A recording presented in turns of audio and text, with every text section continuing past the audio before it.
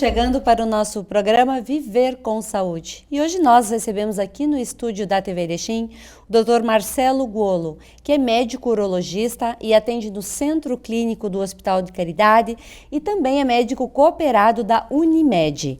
Bem-vindo, doutor. Obrigado, Sandra. Prazer estar aqui contigo. Da mesma forma.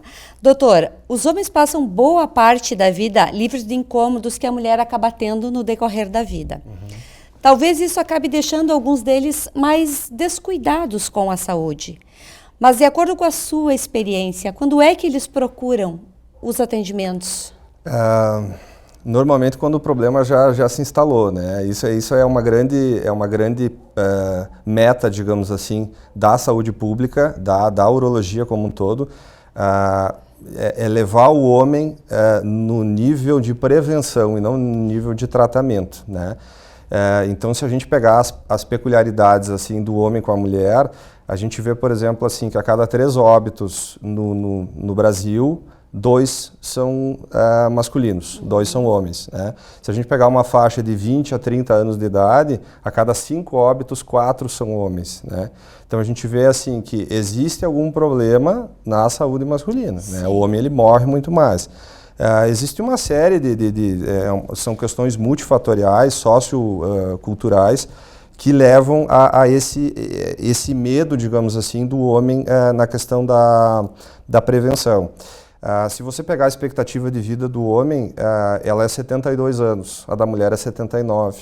Existem 7 anos de diferença, né?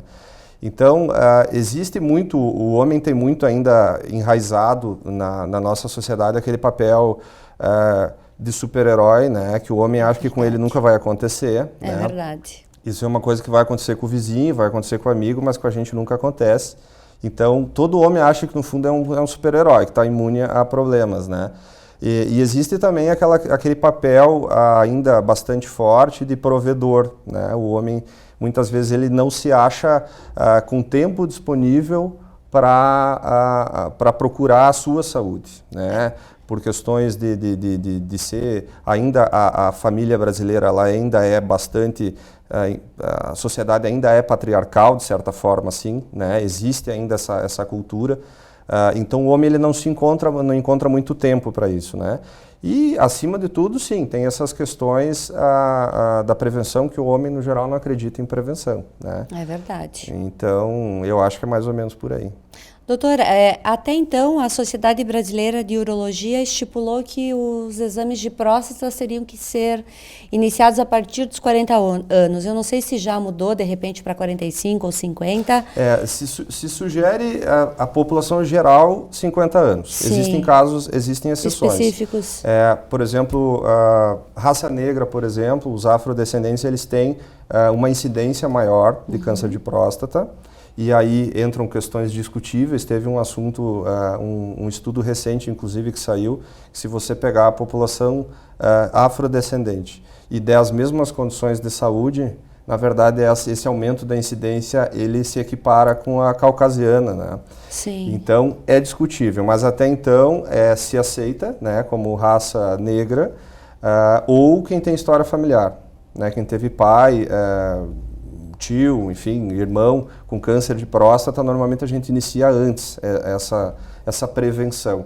A prevenção, na verdade, ela é uma prevenção secundária, né? Secundária porque a gente não evita que o câncer apareça.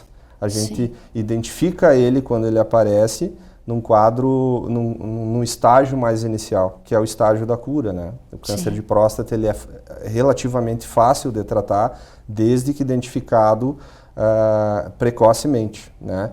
Então, o que se estabelece hoje é 50 anos para todo mundo, 45 para essas populações. Claro que nada impede individualmente, cada caso, a pessoa vir antes, especificamente por causa disso. Mas não é uma política de saúde pública a ponto de generalizar, né? O exame realizado, ele acaba gerando muito preconceito.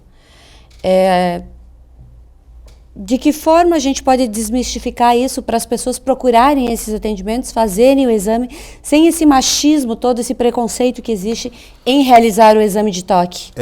A gente vê, até como a gente faz parte do serviço de oncologia, da referência aqui de Erechim, a gente vê muito caso de câncer de próstata que chega já avançado, né? Então, sim, como eu tinha comentado, o câncer de próstata, ele tem um tratamento altamente eficaz, em torno de 95% a 97% de cura, desde que identificado precoce. O exame de toque, ele é um complemento, ele não é o único necessário. Sim. Então, você não ir consultar por medo do exame de toque é um erro duplo, na verdade, porque o exame de sangue que a gente costuma fazer, que é o PSA, que é um exame de triagem, digamos assim, ele pega mais ou menos de 60% a 70% das alterações dos cânceres. Uhum. Né? Então a gente tem em torno aí de uns 30% ou 40% dos cânceres de próstata que não alteram PSA. Daí vem a necessidade de fazer o exame de toque. Né? Por que se faz? A gente não faz para constranger o paciente. Não faz porque necessariamente o urologista, né, gosta ou tem esse hábito, mas 90%, a grande maioria dos cânceres de próstata, eles crescem na região periférica da glândula, na região mais por fora. Isso é facilmente palpável pelo exame de toque. Sim. Então a gente consegue com o exame de toque palpar, né, alguma suspeita e com essa suspeita direcionar a biópsia, que é o que faz o diagnóstico. Então eu acho que assim, acima de tudo, a questão do exame de toque, ele é um complemento, ele não é 100% da avaliação, né? Ele é necessário e eu acho que o preconceito ele é mais ou menos que nem um câncer, né? Ele tem que ser diagnosticado no início, tratado, porque às vezes os problemas, as consequências do preconceito, elas são tão graves quanto o câncer em si, né? Então, acho que o toque ele é um complemento, ele é uma coisa necessária, eventualmente pode ter algum paciente que não queira fazer. A gente tem algumas formas de driblar o exame de toque, não digo de substituir, mas normalmente são métodos mais caros, né? São gastos desnecessários para um exame que dura 20 segundos. Né? É super rápido. E não dói, isso é lenda que dói, que machuca, né? Existe muito essa cultura machista, por assim dizer, talvez até mais aqui no Rio Grande do Sul, né, por uma questão cultural, que quem faz o exame de toque, enfim, que as pessoas não querem fazer, né? Então isso é lenda. Doutor, tem aumentado o número de pacientes com câncer em virtude da próstata? Como é que estão os números aí? O que a sociedade brasileira está dizendo no momento? O diagnóstico baseia mais ou menos em torno de 68 mil, né? Sim. Que se faz, anuais. Mas isso varia de um ano para mais, um ano para menos, mas é em torno mais ou menos disso aí. Não necessariamente a gente pode ver isso, os números crescentes, como um problema. Porque, na verdade, antigamente, gerações passadas, a pessoa morria e você não sabia do que a pessoa morria. É verdade. Né? Então, na verdade, o aumento do diagnóstico, ele tem a ver muito mais, às vezes, com uma questão de eficiência de prevenção, de saúde pública, do que necessariamente uma piora do quadro. Né? Sim. Então, o aumento do diagnóstico ele é importante nos casos que assim se identifica, justamente para oferecer o tratamento precocemente. Né? Então, existe mais ou menos essa estatística, né, do câncer de próstata, e ele é importante para a gente conscientizar. Ele é o câncer sólido mais comum do ser humano, do homem. Né? Ele perde para os tumores de pele, unicamente. Né? Ele é comparável ao câncer de mama na mulher. Né? São os dois carros-chefes. Né? Então, é mais ou menos nesse sentido. Né? A cirurgia é a remoção total ou de que forma pode ser tratado sem precisar fazer a cirurgia? Ou é necessária essa retirada? Cada caso é um caso. Né? A gente tem opções de tratamento. O câncer localizado, que é aquele curável, digamos assim, que ele não saiu da próstata, basicamente a gente tem duas opções, duas linhas de tratamento. Ou três, se for considerar. Uma opção seria, entre aspas, não fazer nada, é só acompanhar. Sim. Né? Que é o que a gente chama de vigilância ativa. Então a gente acompanha essa doença, faz os exames periodicamente, né, para identificar qualquer piora expressiva e, nesse caso, o tratamento. A cirurgia ela é considerada o mais tradicional, né? Tradicionalmente é o que tem sido feito. Claro que ela tem as suas indicações, normalmente o paciente mais jovem, né? Doença mais localizada, com condições clínicas mais favoráveis, né? Tem, como eu comentei, um índice de cura aí bem alto, em torno de 95%.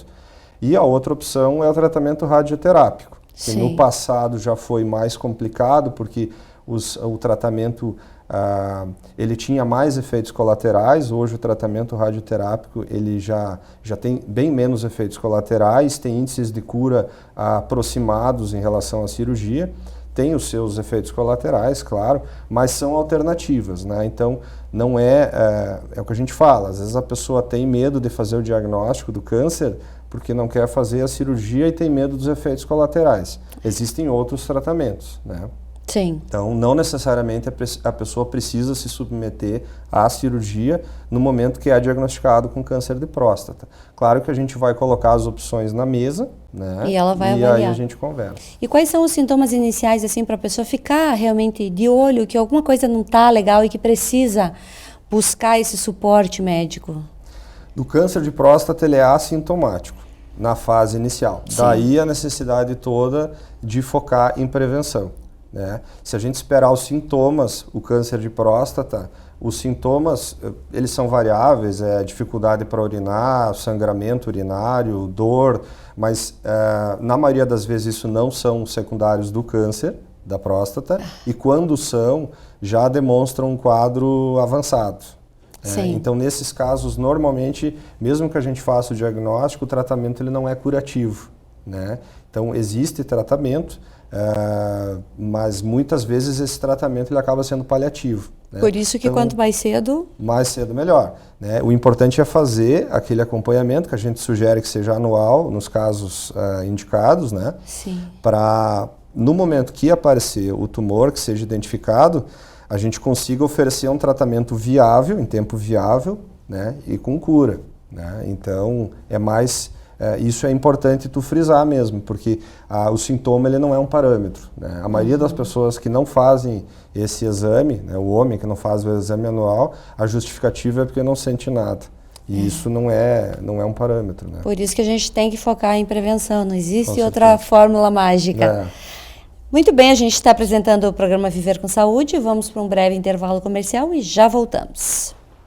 Uningá Elite Pós-Graduação Erechim. Em um mercado tão competitivo, é fundamental ter uma pós-graduação. Agenda de curso segundo semestre 2019. Nova especialização da odontologia, a harmonização orofacial, especialização em ortodontia, imersão básico e avançado em toxina botulínica e preenchedores orolabiais. Atualização em endodontia. Cursos coordenados por professores, mestres e doutores com ampla experiência clínica. Objetivo: preparar o cirurgião dentista para tratamentos odontológicos das mais variadas complexidades. Estude perto do seu consultório, família e amigos, agregando qualidade de vida e economia.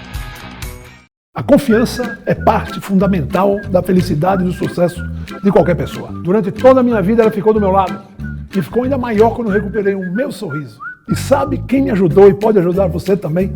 É a Oral Unique Implantes. Fala aí, Dr. Rodrigo! Na Oral Unique, você faz seus implantes em uma clínica premium, completa, com o maior conforto, melhor qualidade e máxima segurança. Agende já a sua avaliação. Ninguém faz melhor que a Oral Unique. Vem! Próxima, humana e especialista. Somos uma cooperativa de médicos que cuida das pessoas. Mais do que conhecimento para curar, temos comprometimento com a vida, com as pessoas e com o mundo. Acreditamos que somar forças é a melhor forma de proporcionar o cuidado. Construímos um complexo de saúde, parcerias e uma sólida trajetória. Um verdadeiro legado coletivo, porque somos uma união de médicos. Somos serviços de prevenção, promoção e assistência à saúde. Somos laboratório de análises clínicas. Somos centro de diagnóstico por imagem. Somos clínica de fisioterapia. Somos medicina preventiva. Somos saúde ocupacional.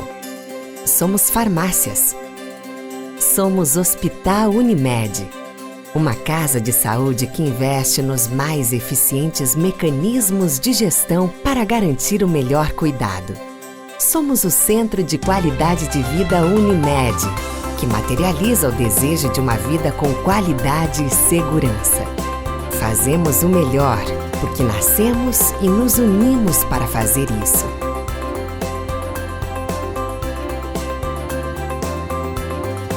Unimed Erechim. Cuidar de você. Esse é o plano.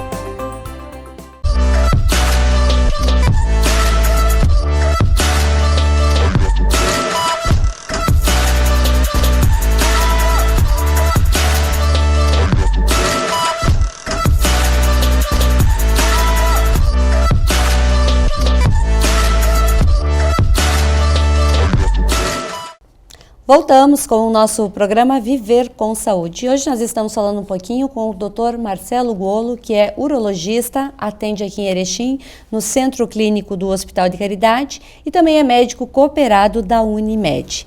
Doutor, um problema de saúde que é cercado por muitos tabus é a disfunção erétil.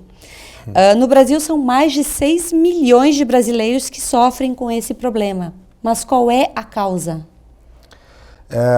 A disfunção erétil ela é multifatorial, né? É difícil a gente estabelecer uma causa única. Existem dois grupos principais de causas, né?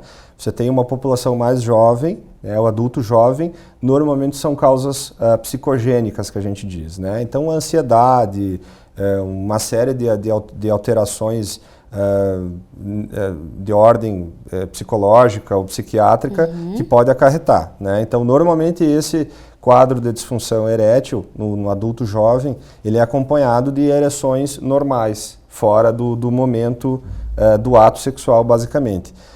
Obviamente, o tratamento, a raiz do problema é psicológico e psiquiátrico, né? Então, você tem que tratar a base do problema. Não se trata um adolescente, por exemplo, com disfunção erétil, com as mesmas medicações que um paciente de idade. E o outro grupo, que é o mais prevalente, é o mais comum, é o grupo das doenças, digamos assim, cardiovasculares e alterações neurológicas, né? O carro-chefe que você tem para isso aí é o próprio diabetes, né? O diabetes, ele causa neuropatias, né, periféricas. Por exemplo, ele afeta a questão da inervação no corpo todo, incluindo, por exemplo, a inervação da ereção, né? Todo o ato da ereção é um ato que depende da vascularização, né, e depende da coordenação nervosa, dos nervos. Então você tem aí diabetes, você tem aí dislipidemias, colesterol elevado, doenças, arteriopatias, né, doenças vasculares como um todo, né, que são as causas maiores. Antigamente era muito importante você diferenciar especificamente se a causa era essa ou a causa era aquela, porque os tratamentos eram diferentes. Sim. Existiam até cirurgias, ainda existem, de revascularização peniana.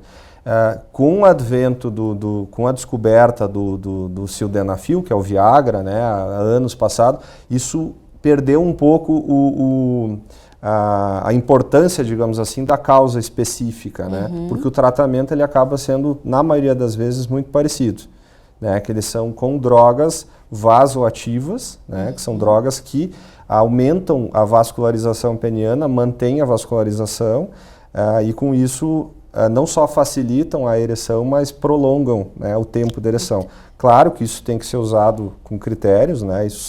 Essas medicações ela têm efeitos colaterais, elas têm complicações sérias em casos, em alguns pacientes cardiopatas, né, que usam algumas medicações, elas podem ter efeitos desastrosos, assim. Né? Então isso é importante, por isso que é importante sempre a consulta para avaliar cada caso, para ver a possibilidade de tratamento, né? E no caso da ejaculação precoce? A ejaculação precoce também, como quase tudo na medicina, ela é multifatorial. A gente tem dois quadros principais, né?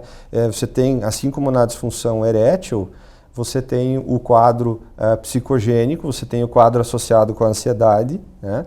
Normalmente é um homem que saiu de um relacionamento estável, né, que sai de um relacionamento estável, né, volta para a vida de solteiro, isso gera, de certa forma, um gatilho de ansiedade e pode desencadear uma ejaculação precoce. Isso a gente considera como secundária, porque ela é secundária de algum advento.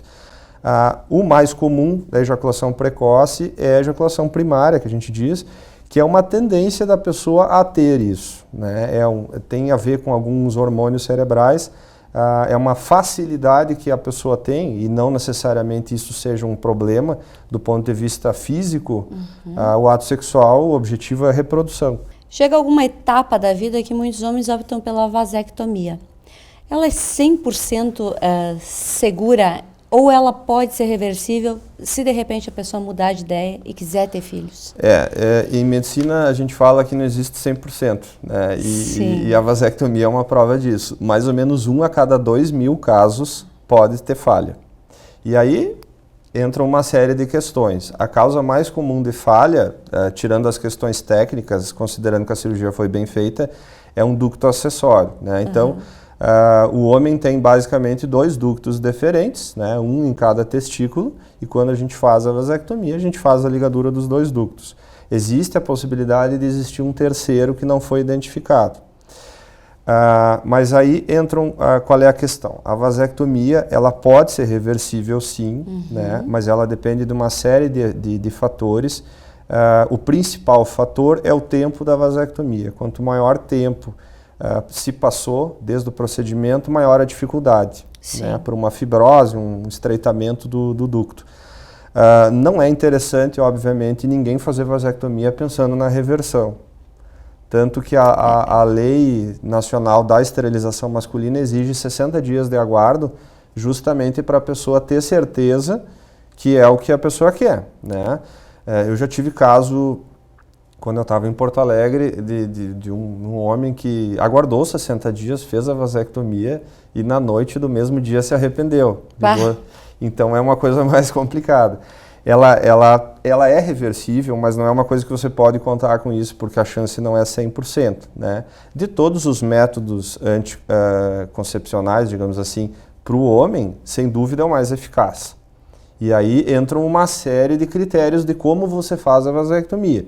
Sim, né? claro. Desde se você simplesmente vai lá e corta, ou se você liga, ou se você cauteriza, se você retira um pedaço, normalmente a gente costuma fazer isso aí, a gente retira um pedaço, né, para não deixar os 2 cotos em contato, ainda é o método mais eficaz. O que é importante frisar? Vasectomia não causa problema de ereção, tá? Que é o grande medo de todo mundo, né, que vai fazer vasectomia. Não altera o esperma, a não ser pela ausência de espermatozoides, né? Então a pessoa vai continuar tendo relações sexuais normal ou até melhor. Tem alguns trabalhos que mostram que, de certa forma, até melhora o desempenho, não por uma questão da vasectomia, mas pela questão psicológica. Sim. Que o homem, quando não quer ter filho, se ele sabe que ele está estéril, ele já tem um ato mais, né, mais tranquilo. Sem bloqueios. Bloqueios. Então, não causa nenhum efeito colateral, ele é um procedimento que é feito com anestesia local, na grande maioria das vezes, né? É feito um cortezinho mais ou menos de 1 centímetro de cada lado do testículo, né? Se retira, se puxa o ducto, corta, liga, enfim. É um procedimento quase que inócuo, né? É um procedimento de ambulatório. Doutor, e as famosas pedras nos rins e também no canal da uretra, que dói pra caramba, quem passou por isso diz que é terrível. Se considera, eu nunca tive, mas a gente vê, obviamente, muitos pacientes com isso, é comparável à dor do parto, se não maior, né? O que acontece? A pedra no rim, na grande maioria das vezes, ela não dói, né? Salvo quando é uma pedra maior, salvo quando há alguma complicação nesse sentido. O cálculo, ele costuma doer, e daí advém o termo da crise renal, quando o cálculo sai do rim, né? Ele cai no ureter, né? E à medida que ele desce, dependendo do tamanho, ele vai causar uma obstrução ao fluxo de urina, né? E essa urina, como ela não consegue ser expelida, ela é represada no rim. O que causa a dor, na verdade, é a distensão do rim. Não Sim. é o que a maioria pensa, que é a pedra que desce rasgando, né? A maioria pensa que é a pedra que está machucando. O que causa dor é a dilatação do rim. Por isso que a dor ela começa nas costas, né? E ela costuma anteriorizar, costuma vir mais para frente à medida que o cálculo ele vai descendo. Também tem uma série de fatores, né? Disparado o cálculo mais comum ele é de cálcio, ele é o dioxalato de cálcio, que é 80 a 85% dos casos. Tem a ver com questões, acima de tudo, genéticas, né? Algumas pessoas têm tendência a ter cálculo e por mais que cuidem e tomem água, elas são formadoras de cálculo. Formadoras. Né? A água, obviamente, ela é o maior tratamento preventivo para qualquer paciente com cálculo urinário. Independente da causa da formação, a formação da pedra ela se dá baseado num aumento da concentração do soluto na urina, né? Sim. Então, no momento que você dilui a urina, você naturalmente está diluindo, aumentando o ponto de condensação.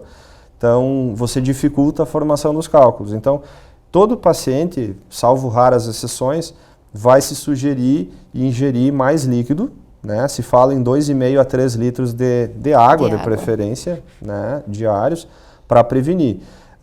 Os tratamentos são variáveis, né? Os tratamentos dependem do tamanho da pedra. Antigamente se fazia toda a cirurgia aberta, hoje você já tem instrumentais para fazer tudo endoscópico, né? Muito mais fácil. Aqui a gente faz tudo com laser, a fragmentação do cálculo e retira os fragmentos, né? Então, nesse sentido, mudou bastante coisa.